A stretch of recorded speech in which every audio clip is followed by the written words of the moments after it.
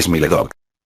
El día que conocí a Mary, un día de verano de 2007, realmente terminé hablando con una puerta. Bueno, más que hablar con una puerta, escuché los sollozos y las plegarias que venían del otro lado de esa puerta.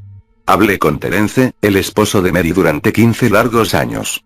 Mary aceptó verme porque a mi edad era imposible que trabajara para algún periódico y en realidad, yo no parecía otra cosa que un estudiante obsesionado con algunos temas, ocupado en su carrera y, si todo salía de acuerdo al plan, esperanzado en escribir algunas piezas de ficción, en algún momento. Y eso era todo lo que yo era. Obtuve la dirección de su casa y acordé visitarlos en un fin de semana en el que yo estaría en Chicago visitando a una tía. Terence me recibió, Mary se había encerrado en su habitación. Acampamos junto a la puerta durante media hora. Terence intentó calmarla, convencerla de que saliera, pero fue inútil. Me entretuve tomando notas desde el banquillo en el que el marido me instaló. No quise dar la entrevista por perdida y traté de escuchar la discusión, captar algún dato. No logré entender mucho de lo que Mary dijo, estaba histérica y no paraba de repetir algunas cosas sobre sus pesadillas. Tras varios intentos, Terence tiró la toalla y se disculpó conmigo. Abandoné la casa un tanto desanimado, pero logré convencerme de que aquello no era para tanto, después de todo, esto era un pasatiempo y nada más. Además, si Mary nunca lograba salir de su cuarto, tenía que haber alguien más. Mary era la administradora de un pequeño foro electrónico de anuncios, un BBS, con base en Chicago, en 1992, cuando tropezó con Smile.jpg y su vida cambió para siempre. Tenía apenas 5 meses de casada cuando pasó a formar parte de los 400 usuarios que, se estima, abrieron el hipervínculo. Ella, sin embargo, es la única que ha hablado abiertamente sobre la experiencia. El resto han permanecido en el anonimato o quizá han muerto. Fue en 2005, cuando apenas cursaba la preparatoria, que Smile.jpg atrajo mi atención por mi creciente interés en los fenómenos surgidos en Internet. Mary solía ser la víctima que se citaba para darle credibilidad a un fenómeno que también llegó a denominarse como Smile.gov. Lo que más me atraía era el absoluto silencio en Internet sobre la cuestión, la gente familiarizada con los rumores y dispuesta a hablar sobre ellos los consideraba apenas un hoax, pues incluso dedicando algunas horas a la tarea, es imposible encontrar la imagen. Ciertamente, existen muchas fotos manipuladas con la finalidad de hacerse pasar por la original y es eso lo que uno va a encontrar en los primeros intentos con cualquier buscador.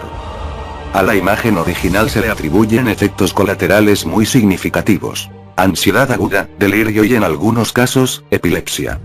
Creo que ese es el principal motivo de que el archivo sea apenas una sombra, un fantasma que suele mencionarse de vez en cuando. La censura del tópico se apoya en el escepticismo o en el miedo. Ni Smile.jpg, ni Smile.doc son mencionados en Wikipedia, aunque virales más escandalosos como Goaxe, Ello.jpg, o 2Girls1Q, cuentan con su propia entrada. Asimismo, cualquier intento de subir una contribución referente a Smile.jpg, es sistemáticamente eliminada por cualquiera de los múltiples administradores de la enciclopedia en línea. Al parecer, ya se hablaba de Smile.jpg en los remotos tiempos de Usenet, e incluso existe una historia muy persistente sobre un hacker que en 2002, inundó los foros de sátira y humor de Something Awful con la imagen, volviendo epilépticos a casi la mitad de su público. Se cuenta también, que para finales de la década de los 90, una cadena circuló vía email con el asunto. Sonríe, Dios te ama. Sin importar los altos márgenes de exposición que estos eventos supondrían, pocas personas admiten haber tenido contacto con el archivo y hasta ahora, ninguna página o vínculo convincente ha sido descubierto. Aquellos que claman haber visto Smile.jpg, suelen alardear agregando que en el momento en que lo vieron estaban muy ocupados como para guardar una copia en su disco duro. De cualquier modo, las descripciones de las presumibles víctimas suelen tener algunos puntos de coincidencia. Un perro, cuando se especifica su raza, un husky siberiano, iluminado por el flash de la cámara en una habitación en penumbras. El único detalle que se distingue en la imagen es una mano que surge desde la penumbra y usualmente, no parece hacer nada más que posar, hacia el margen izquierdo. Por supuesto, el enfoque de la imagen es el perro, o la criatura similar a un perro, como también suelen llamarlo. El animal muestra una par de filas de enormes, blancos y afilados dientes, con un gesto que casi parece humano. Se suele agregar que la imagen se ha quedado dentro de la cabeza del espectador y que conforme se repite, vuelve en momentos de distracción durante el día, esta va envolviendo la mente, hasta el punto en el que la imposibilidad de pensar en otra cosa se confunde con la sensación de no poder mirar hacia otra parte y la imagen comienza a despertar impresiones en los otros sentidos. Estos, por llamarlos así, episodios, parecen estar relacionados con los diagnósticos de epilepsia y también con la aparición de pesadillas, nítidas y paulatinamente más inquietantes. Después de que la condición empeora, el testigo suele terminar medicado y esto, al menos en algunos casos, suele mitigar el proceso. Supongo que el tratamiento que Mary tomaba, no fue parte de esos casos. Después de regresar de Chicago, me dediqué a enviar mensajes de solicitud a varios grupos de noticias, foros, sitios y listas de correo, esperando encontrar el nombre de algún supuesto testigo de Smile.jpg que sintiese la necesidad de dar su testimonio. Pasó demasiado tiempo sin ninguna respuesta y en algún momento, mi curiosidad comenzó a apagarse. Me encontraba camino a exámenes finales. Mary me envió un mail, a principios de marzo de 2008.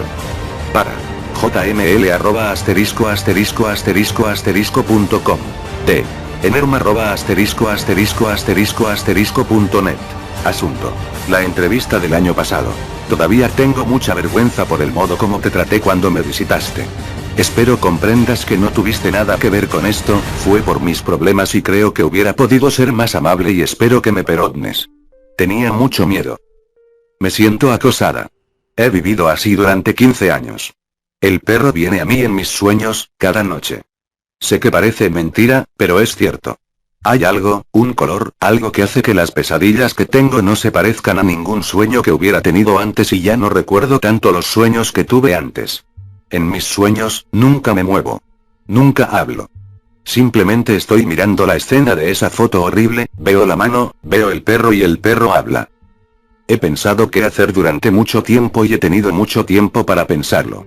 Me imagino que se lo hubiera podido enseñar a algún compañero, a algún extraño, incluso a Terence aunque la idea no me gustara. Cada noche durante 15 años, Smile.dog ha venido a mis sueños y me ha exigido que difunda la palabra y entonces, si el perro cumple con su palabra, me dejará en paz.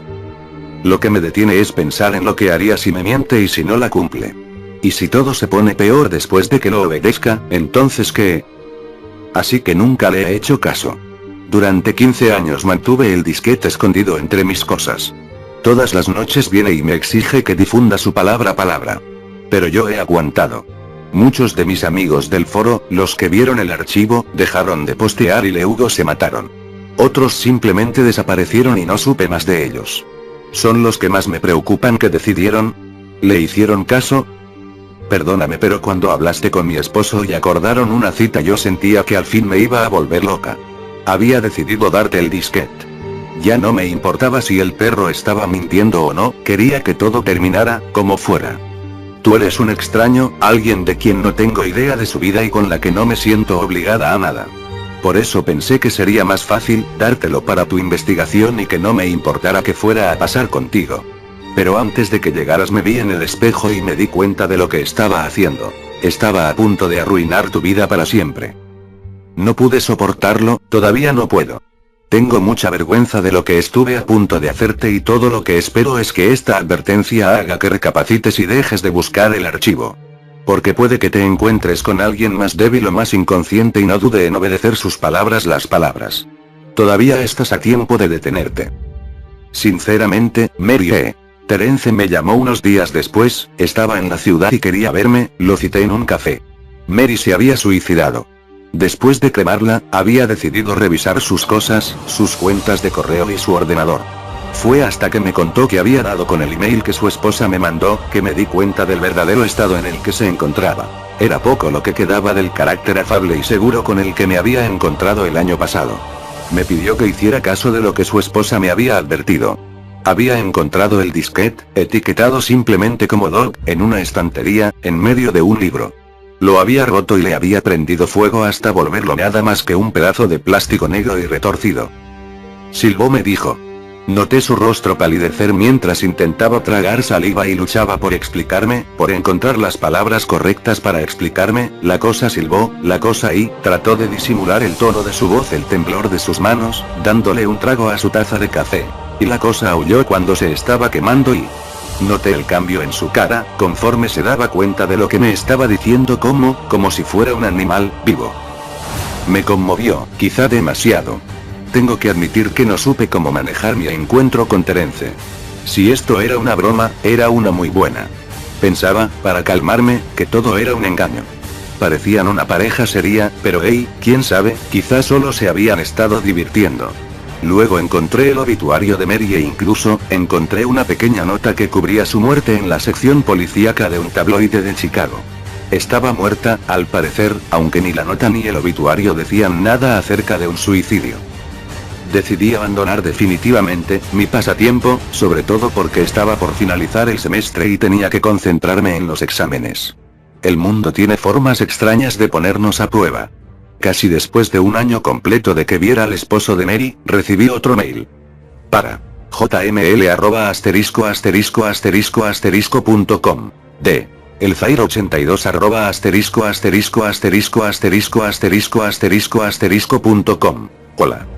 Encontré tu correo electrónico en una lista de correo. Tu perfil decía que estabas buscando a Smiledog. Yo la vi y no es tan mala como todo el mundo dice. La adjunto. Hay que difundir la palabra palabras. El fin del mensaje todavía me da escalofríos. Mi cliente de email mostraba un archivo adjunto. Su nombre, como era de esperarse, era smile.jpg. Consideré si bajarlo o no. Era muy probable que fuese falso, todo lo que había pasado no volvía más probable otro resultado. Además, aún no estaba completamente convencido de los dichosos poderes de un simple fichero. El caso de Mary me había sacudido, claro, pero no era una paciente psiquiátrica de cualquier forma. Además, ¿cómo es que una simple imagen podría hacer lo que se supone que ésta hace? ¿Qué clase de criatura es capaz de romper la mente de un ser humano usando como único medio, sus ojos? Por otro lado, no todo podía ser una mentira, algo tenía que existir del otro lado de la leyenda. Si descargaba la imagen, si la miraba, si al final de todo resultaba que Mary se encontraba en lo correcto, si Smile.dog venía a mí en mis sueños a exigirme que difundiera su palabra palabras, ¿qué haría entonces? Viviría como lo hizo Mary, luchando con todas mis fuerzas durante el resto de mi vida, para no rendirme ante las órdenes de la criatura, hasta finalmente sucumbir a mi propia muerte o mi propia locura. ¿Y si elegía el otro camino, a quién le cargaría algo como esto? En mi intención original, que era escribir un artículo corto sobre Smile.jpg, había pensado que podía anexar la imagen como evidencia, pero en esos momentos no esperaba que cualquiera que leyera el artículo, cualquier interesado, terminara afectado. Asumiendo que el archivo adjunto en el mail fuera genuino, sería lo suficientemente malicioso como para salvarme a mí mismo de esa forma. Varios días después recibí otro mensaje en mi correo electrónico, en el mail decía Smiledog. Esto se volvía más siniestro, ¿quién diablos era ese? ¿Porque me había enviado una imagen peor que la anterior? Me asusté tanto que nunca más tuve el valor de recibir los mensajes de esos remitentes extraños.